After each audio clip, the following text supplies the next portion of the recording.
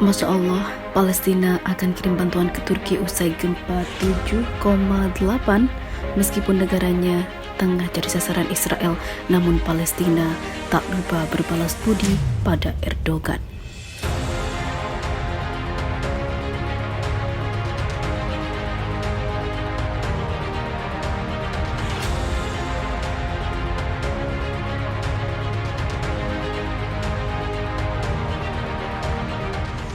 Otoritas Palestina mengatakan mengirimkan bantuan ke Turki. Bantuan dikirim berupa tim medis dan juga penyelamatan.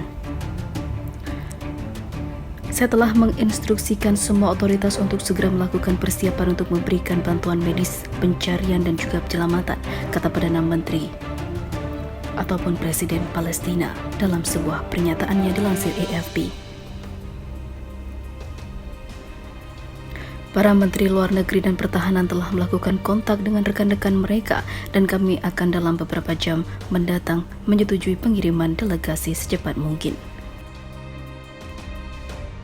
Sementara itu, Perdana Menteri Palestina Muhammad Shtayyeh menginstruksikan pertahanan sipil dan tim medis.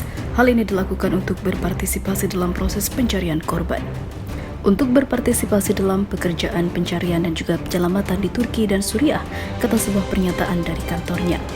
Pejabat Kementerian Luar Negeri Palestina, Ahmed Aldek, mengatakan kepada AFP bahwa delegasi terdiri dari banyak orang, bahkan hingga ratusan bersedia untuk berangkat untuk membantu saudara-saudara yang terkena musibah di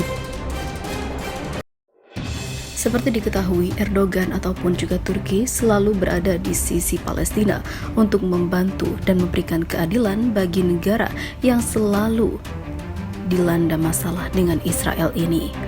Atas dari alasan kemanusiaan dan juga bantuan Turki, maka Palestina tak lupa untuk memberikan bantuannya dan berbalas budi kepada saudara-saudaranya, terutama saudara-saudara Muslim yang tertimpa bencana.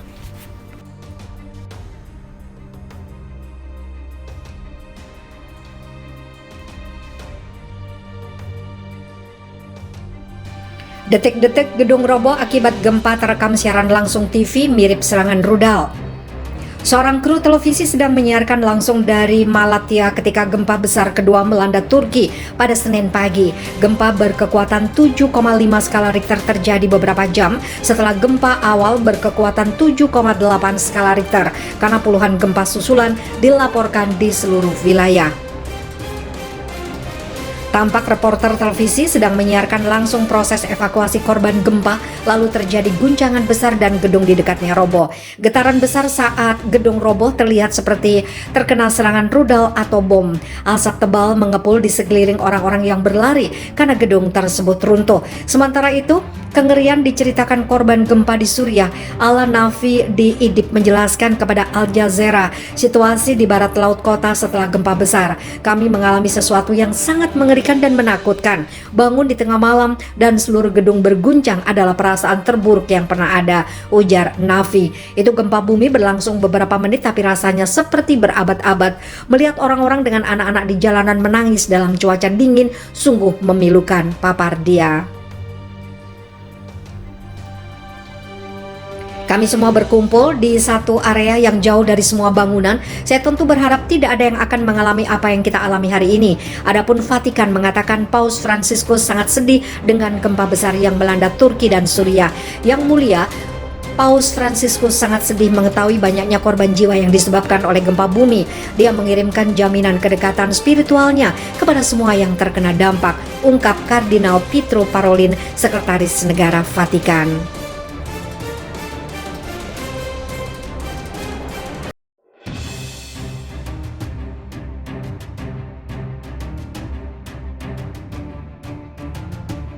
Dikabarkan memang Turki tengah memperbaiki hubungannya dengan Israel, namun dalam kenyataannya di sisi lain prajurit Erdogan di sisi lain melakukan serangan yang mungkin disengaja dan tidak dapat mencegah kubah besinya menghalau serangan tersebut. Hal ini membuat ribuan orang panik karena ledakan terdengar di mana-mana. Sementara itu diketahui sebelumnya sistem pertahanan rudal Iron Dome milik Israel dipertanyakan setelah 5 warganya tewas akibat serangan roket. Sistem yang menurut para pejabat Israel memiliki tingkat intersepsi 90% itu telah melindungi banyak nyawa di Tel Aviv.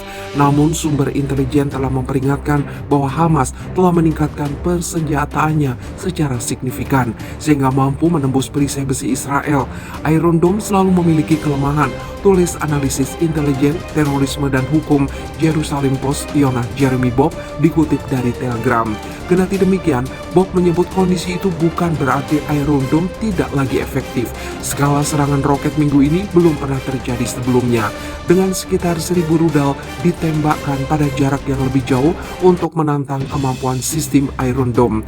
Diperkenalkan, 10 tahun lalu, sistem Iron Dome dikembangkan oleh dua perusahaan pertahanan Israel dengan bantuan keuangan dan teknis dari Amerika Serikat. Iron Dome dirancang untuk mencegat roket dan mortir jarak pendek dengan menggunakan sistem deteksi radar, kemudian menembakkan roket ke udara untuk menghancurkan rudal yang masuk. Militer Israel telah mengerahkan 10 sistem Iron Dome di seluruh negeri, namun apalah daya pada kenyataannya kini berkata lain.